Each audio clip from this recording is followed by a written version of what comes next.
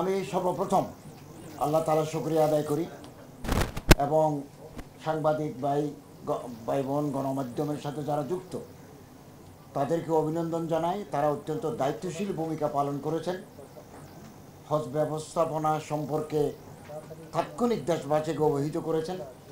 বাংলাদেশেও এবং পবিত্র মক্কায়ও আপনাদের করেসপন্ডেন্টরা ছিলেন।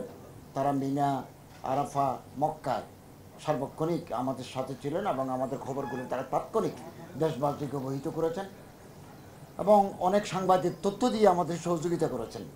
আমরা এই গণমাধ্যমের প্রতি বিশেষভাবে কৃতজ্ঞতা প্রকাশ করছি, আন্তরিকভাবে ধন্যবাদ জানাচ্ছি। এর সাথে হজ ব্যবস্থাপনা একটা টিম ওয়ার্ক, টিম স্পিরিটের প্রতিফলন ঘটেছে হজ ব্যবস্থাপনায়। এক্ষেত্রে মাননীয় প্রধান উপদেষ্টা আমাদের সবসময় মনিটর করেছেন। এমনকি আমরা পবিত্র মক্কায় থাকতে তিনি আমার সাথে আমাকে নির্দেশনা দিয়েছেন যে কোনো অসুবিধা আছে কিনা, কী করতে হবে। এই জন্য আমরা ওনার যে অকুণ্ঠ সহযোগিতা পেয়েছি, এর জন্য প্রধান উপদেষ্টা মহোদয়কে আন্তরিক অভিনন্দন জানাচ্ছি। এবং ওনার প্রচেষ্টায় হজ ব্যবস্থাপনাকে মসৃণ, সুন্দর, স্বচ্ছন্দ, কনভেনিয়েন্ট করার জন্য লাভবাইক মোবাইল অ্যাপস আমরা চালু করেছি। এটা চিফ অ্যাডভাইজার মহোদয়ের একান্ত অভিপ্রায় অনুযায়ী প্রিপেড কার্ড করেছি এবং সাশ্রয়ী ফোন রোমিং এর ব্যবস্থাও ছিল। হাজী সাহেবরা এটা গ্রহণ করেছেন।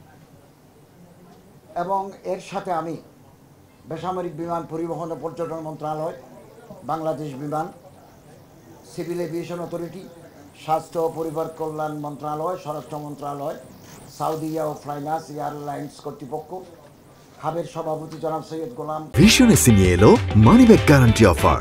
1 মাস ব্যবহার করে সন্তুষ্ট না হলে সম্পূর্ণ টাকা ফেরত। সরবার মহাসচিব জনাব ফরিদ আহমদ মজুমদার সহ হাবের অন্যান্য নেতৃবৃন্দ এবং হজ এজেন্সি সমূহ যে দায়িত্বশীলতার স্বাক্ষর রেখেছেন, আমি তাদের প্রতি কৃতজ্ঞতা জ্ঞাপন করছি এবং তাদেরকে অভিনন্দন জানাচ্ছি। অনেক এজেন্সি আমাদেরকে সহযোগিতা করেছেন এবং তারা সৌদি আরবের ডেডলাইন মেনে কাজ করেছেন। এই জন্য আমি তাদের প্রতিও আন্তরিক মোবারকবাদ জানাই।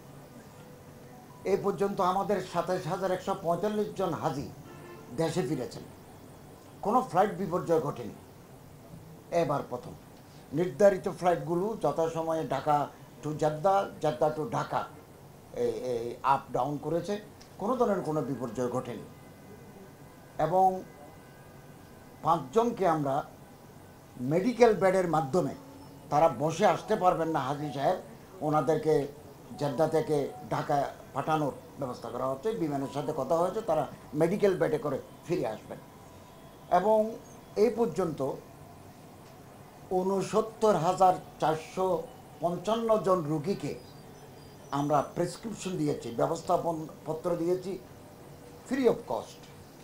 1 কোটি টাকার ওষুধ আমরা তাদের মাঝে বিতরণ করেছি ডাক্তারের পরামর্শ মতো।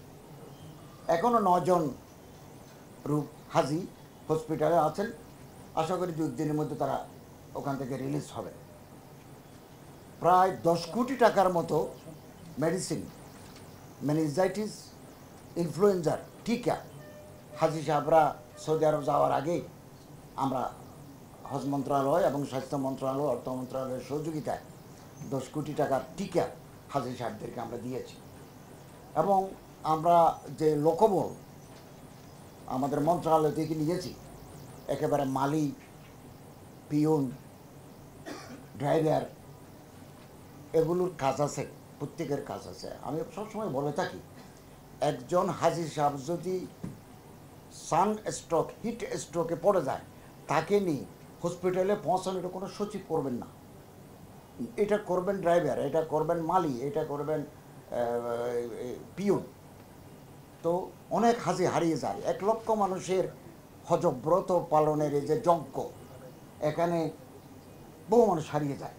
এবং আমরা 891 জন হাজিকে মক্কা, আরাফা, মিনা, মুজদালিফা থেকে খুঁজে তাদের তাঁবুতে পৌঁছে দিয়েছি। এই কর্মযজ্ঞ করার জন্য আমাদের ম্যান পাওয়ার লাগে। এবং 45 জন হাজি স্বাভাবিকভাবে তারা মৃত্যুবরণ করেছেন। হজ করে মদিনা শরীফ এসে খারাপ লাগতেছে বলে মারা গেছেন, অথবা জেদ্দা বিমানবন্দরে ওনার লাগেজগুলো বিমানে ঢুকিয়ে দিয়েছেন, মানে he is avoiding for the journey, এই মুহূর্তে উনি ঢলে পড়ে গেছেন। এরকম 45 জন হাজি সাহেব মৃত্যুবরণ করেছেন। আমাদের টিমের সহায়তায় আমরা তাদেরকে দাফন কাফন এর ব্যবস্থা করেছি।